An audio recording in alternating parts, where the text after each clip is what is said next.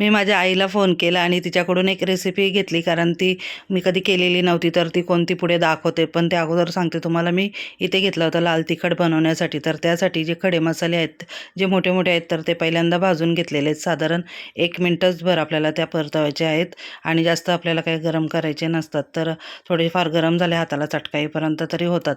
त्यानंतर तेजपत्ता देखील मी आता इथे गॅस बंद करून गरम करून घेतलेला आहे आणि नंतर मी तो चक्कीवरती घेऊन गेलेली आहे, जिथे मसाला करतात. तर तिथे पहिले मिरचीचं वजन वगैरे करून घेतलं खड्या मसाल्यासोबत आणि नंतर इथे दळण्यासाठी टाकलेलं आहे.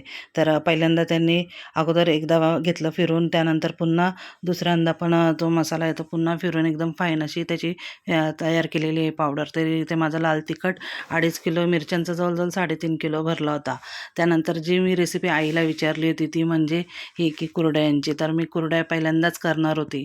तर इथे 1 टोपशी पिठाला मी 2 टोपशी गरम पाणी करण्यासाठी ठेवलं होतं आणि 2 टोपशी पाणी मी पिठामध्ये घालून घेणार होते आणि पीठ असं या पद्धतीने घेणार होती, ज्यामध्ये गुठल्या न राहता आपल्याला पीठ अशा पद्धतीने घ्यायचं असतं काढून. तर मी ते पीठ हातानेच असं या पद्धतीने करून घेत आहे, जेणेकरून एकही गुठली त्यामध्ये राहता कामा नये. आणि आता यामध्ये टाकण्यासाठी मी 1 चमचा पापड खार घेतलेला आहे आणि 1 चमचाच मी इथे जिरेपूड घेतलेली आहे. तर जिरेपूड घातल्याने छान असा रंग येतो कुरड्यांना.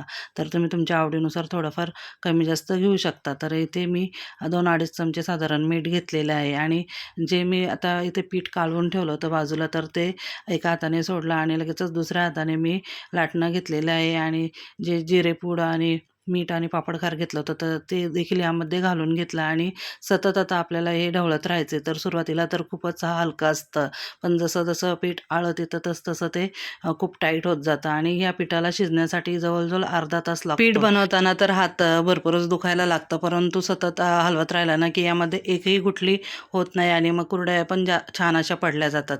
तर इथे माझं आता पीठ झालेलं आहे शिजून आणि मी टेरेसवर गेलेली आहे. तर तिथे मी कपड्यावरच ह्या घालून घेत आहे.